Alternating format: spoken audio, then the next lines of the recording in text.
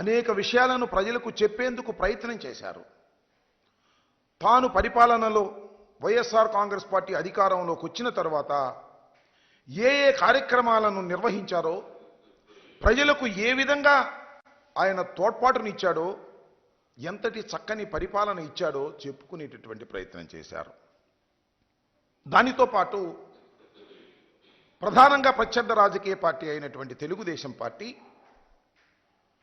అంతకుముందు 5 సంవత్సరాలు, అంతకుముందు 9 సంవత్సరాలు, మొత్తం చంద్రబాబు నాయుడు గారు 14 సంవత్సరాలు పరిపాలన చేసినటువంటి విధానాన్ని కూడా స్పష్టంగా వివరించేటటువంటి ప్రయత్నం చేశారు. చంద్రబాబు నాయుడు గారిని సూటిగా కొన్ని ప్రశ్నలు కూడా అడిగారు. అయ్యా చంద్రబాబు నాయుడు గారు, మేము ఇన్ని కార్యక్రమాలు చేశాం, ఈ రాష్ట్రంలో ఈ విధమైన మార్కును మేము వేశాం, జగన్మోహన్ రెడ్డి మార్కును వేశాం, వైఎస్ఆర్ కాంగ్రెస్ పార్టీ మార్కును వేశాం, మీరు 14 సంవత్సరాలు ఈ రాష్ట్రాన్ని పరిపాలించిన మీరు ఏ గ్రామమైనా వెళ్ళి ఈ రాష్ట్రంలో, ఈ విభజిత ఆంధ్రప్రదేశ్లో ఏ గ్రామమైనా మీరు సెలెక్ట్ చేసుకుని వెళ్ళి ఆ గ్రామం నడిబొడ్డులో నుంచొని ఈ గ్రామానికి ఇదిగో ఇది చేశాను అని చెప్పగలరా అని అడిగారు. దానికి సమాధానం చెప్పలేకపోతున్నాడు చంద్రబాబు నాయుడు గారు. ఆయన కూడా కొన్ని బహిరంగ సభలు నిర్వహించేటటువంటి ప్రయత్నం చేస్తున్నారు. కానీ జగన్మోహన్ రెడ్డి గారు సూటిగా అడిగినటువంటి ప్రశ్నలకు మాత్రం దేనికి సమాధానం చెప్పుకోకుండా తప్పుకుపోయేటటువంటి ప్రయత్నం చేస్తున్నారు. చంద్రబాబు నాయుడు గారు 14 సంవత్సరాలు ఈ రాష్ట్రానికి ముఖ్యమంత్రిగా ఉన్నాడు. 1995లో రాష్ట్ర ముఖ్యమంత్రి పీఠాన్ని అధిరోహించాడు. సుదీర్ఘకాలం ముఖ్యమంత్రిగా పనిచేసాడు ఈ రాష్ట్రంలో. నిజంగా అంత సుదీర్ఘకాలం పనిచేసినటువంటి వ్యక్తి లేరు. అంత సుదీర్ఘకాలం పనిచేసినటువంటి వ్యక్తి కూడా నేను ఇది చేశాను అని చెప్పుకునేటటువంటి స్థితిలో చంద్రబాబు నాయుడు గారు లేరు అంటే చంద్రబాబు నాయుడు గారి పరిపాలన అంతా కూడా ప్రజా సంక్షేమం కోసం, అభివృద్ధి కోసం జరిగినటువంటి పరిపాలన కాదని, కేవలం తన వర్గాన్ని, తన తాబేదారులను, పెత్తందారులను చేసుకోవడానికి మాత్రమే ఆయన పరిపాలన చేశాడనేది చాలా స్పష్టంగా అర్థమవుతున్నటువంటి అంశమని మనం చేస్తున్నాం. సమాధానం చెప్పుకోకుండా ఏదో ఊసిపోయిన కబుర్లు, సొల్లు కబుర్లు, ఊకదంపుడు ఉపన్యాసాలు చెప్పి, బాలకృష్ణ సినిమాలో డైలాగులు చెప్పి ఏదో ప్రజల్ని మభ్యపెట్టాలనేటువంటి ప్రయత్నం చేస్తున్నారు. జగన్మోహన్ రెడ్డి గారు ఇంకోటి కూడా చెప్పారు.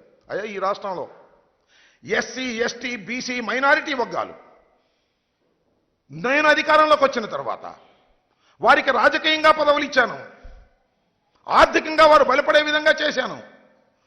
సుమారుగా 2.52 లక్షల కోట్ల రూపాయలను బటన్ నొక్కడం ద్వారా పేద ప్రజానీకానికి ఇచ్చాను. దానిలో మేజర్ పార్ట్ 75% పైన ఎస్సీ, ఎస్టీ, బీసీ, మైనారిటీలకు అందే విధంగా చేసి ఆర్థికంగా వారికి చేయూతనిచ్చేటటువంటి కార్యక్రమం చేశాను.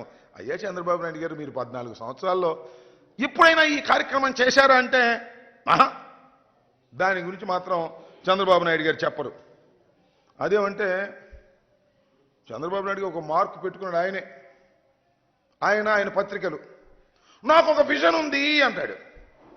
ఏం విజన్ ఉంది చంద్రబాబు నాయుడు గారు? నాకు అర్థం కాలేదు. What is your vision? నేను గుర్తు చేసుకోండి ఒకసారి.